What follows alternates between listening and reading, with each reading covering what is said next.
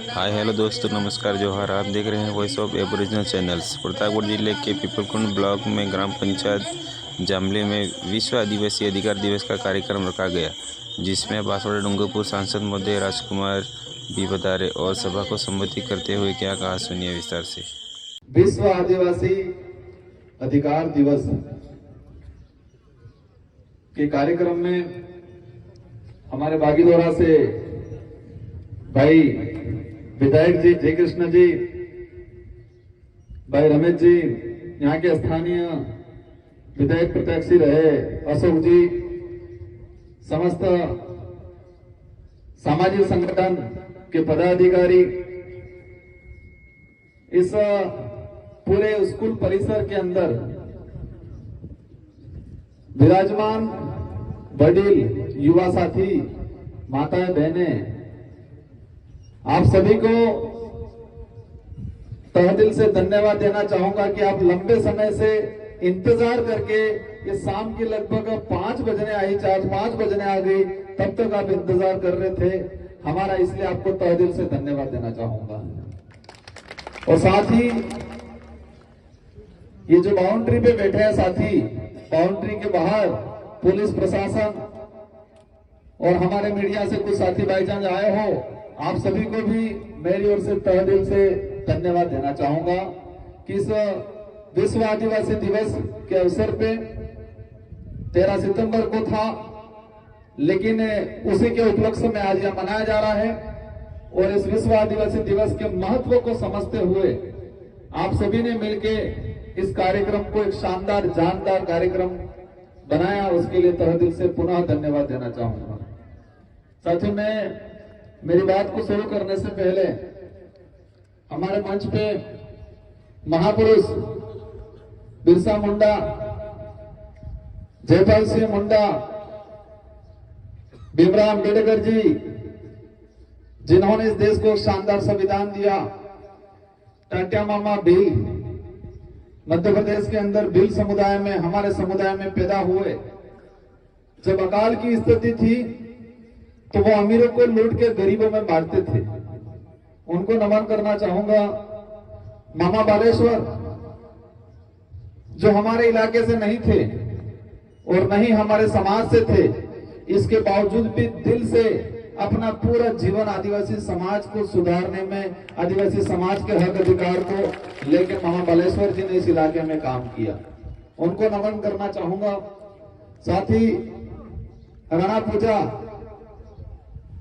पूरे देश के इतिहास के में स्वर्णिम ऐसा एक काल है। जब मुगल आए, मुगलों ने पूरे देश को तबाह किया, पूरे देश के राजाओं को अपने अधीन किया, लेकिन महाराणा प्रताप ऐसे थे,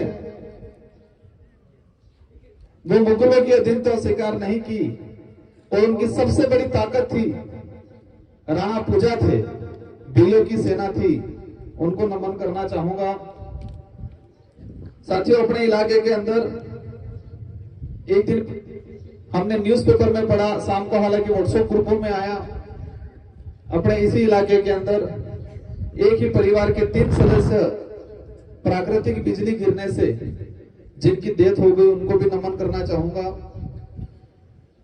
अब हमारे पूर्व वक्ताओं ने विश्व आदिवासी दिवस के महत्व को लेके, हमारे समाज में क्या विडंबना है वर्तमान में, हमारे लिए क्या संकट है, आने वाली पीढ़ी के लिए क्या संकट आने वाला है, वर्तमान में क्या क्या समस्या आ रही है, सरकार हमारे लिए क्या कर रही है, सरकार भले पूर्व की हो, वर्तमान की हो, कौन हमारे लिए क्या सोच रहा है, सरकारी सिस्टम हो, राजस्व का हो या पुलिस डिपार्टमेंट का हो, इनका क्या रवैया हमारे लिए रहता है, इन सारे बिंदुओं पे चर्चा हुई। लगभग चर्चा लायक कोई विषय रहा नहीं है। और एक विषय मैं कहना भूल गया कि बांसवाड़ा का नाम देश लेवल पे आपने रोशन करने का काम किया, इसके लिए आपको पुनः धन्यवाद देना चाहूंगा। मुझे जिता के सांसद चुनाव हर बार होते हैं, आजादी के बाद से होते आए, लेकिन इस बार बांसवाड़ा के अंदर जो सांसद चुनाव हुआ, आज से पहला ऐसा चुनाव कभी नहीं हुआ था। इस बार आप सबने मिलकर ऐसा रगड़ा निकाला कि ये रगड़े की आवाज दिल्ली तक पहुंचने लग गई। मोदी जी को याद है बांसवाड़ा, मेरी मुलाकात हुई, देखते ही हंस गए थे। देश के अन्य सांसदों को भी याद है बांसवाड़ा, क्योंकि उस चुनाव में हमारे प्रधानमंत्री मोदी जी का सबसे लंबा भाषण कहीं हुआ था तो बांसवाड़ा में हुआ था 45 मिनट तक, इसलिए सबको याद है। ये मैंने कोई कमाल नहीं किया, ये कमाल आपने किया। आपने अपना अधिकार था, उस अधिकार को जाना, और आपका अधिकार ये था मत अधिकार। क्या था? मत अधिकार। ये आज आदिवासी अधिकार दिवस है, उस पर अपन बाद में आएंगे, लेकिन इस पूरे देश की आम जनता के लिए एक अधिकार है, मताधिकार। लेकिन लंबे समय से इस मताधिकार को मतदान करके दान ही करवाया हर बार। हमारे अधिकार को दान कराने में इनका काम रहा, और हम लोगों ने हर बार दान करने का काम किया था। और इस बार बांसवाड़ा डूंगरपुर की जनता ने अपने अधिकार का पूरा उपयोग किया और अपना मत एक शानदार जगह देके मुझे भी सांसद बनाया। उसके लिए पुनः आपको धन्यवाद देना चाहता हूं। निर्वाचन आयोग हर बार जन जागरण करता है। क्या जन जागरण करता है? अधिक से अधिक मतदान करना है। सरकारें, पार्टियां और विशेषकर आचार संहिता के बाद निर्वाचन आयोग जन जागरण करता है। क्या कहता है? अधिक से अधिक मतदान होना चाहिए। अधिक मतदान करने या कराने की चिंता निर्वाचन आयोग को नहीं करनी चाहिए, ये चिंता आम नागरिक को करनी चाहिए कि अपने अधिकार का उपयोग करना है। लेकिन समस्या क्या था? समस्या ये थी कि हमको किस लिए जागरूक किया? मतदान करने के लिए। क्या करने के लिए? मत का दान करने के लिए। और हमने इस लोकसभा चुनाव में कहा मत अधिकार का उपयोग करना है। तो मतदान और मत अधिकार दोनों अलग अलग अर्थ है और अलग अलग ताकत है। एक तो मतदान मतलब दान कर दो, और एक अपने अधिकार, मत का अधिकार का उपयोग करो। हमारे देश के लिए एक विडंबना है, बांसवाड़ा के लिए नहीं। हमारे पूर्वजों ने अंग्रेजों से, राजा रजवाड़ों से, मुगलों से, अनेक शक्तियों से लड़के इस देश को आजाद कराया। अब देश आजाद हो गया। पूरे देश की जनता ने, तात्कालिक जनता ने खुशियां मनाई कि हमारा देश आजाद हो गया। अब आजादी के बाद इस देश में राज किसका रहेगा? तो उस समय जो बुद्धिजीवी लोग थे उन्होंने विचार किया कि इस देश के अंदर जनता का राज होना चाहिए, लोकतंत्र होना चाहिए। लोकतंत्र मतलब जनता का राज। तो जनता का राज होना चाहिए तो सारी की सारी जनता सदन में, लोकसभा विधानसभा में बैठ तो सकती नहीं है।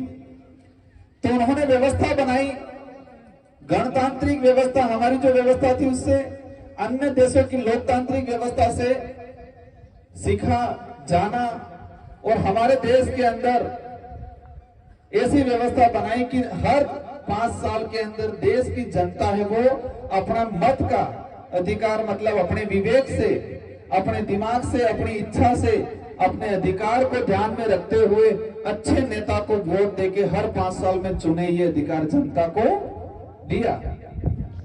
तो इस देश में राज किसका रहा? जनता का राज। वो हर 5 साल में एक एमपी एमएलए को चुन के भेजती है प्रतिनिधित्व करने के लिए कि आप आपके क्षेत्र का, आपके समाज का प्रतिनिधित्व करो।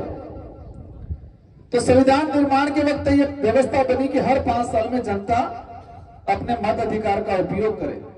फिर हुआ कि इस देश के अंदर अनेक समाज है, और सबसे पीड़ित समाज, जिस समाज ने मुगलों से जोरदार लड़ाई लड़ी, राजा रजवाड़ों से लड़ाइयां लड़ी, अंग्रेजों से लड़ाई लड़ी, और जो सबसे ज्यादा युद्ध में जाता है या सबसे ज्यादा अगर किसी से टकराता है तो वो पीड़ित होता है, कमजोर भी होता है।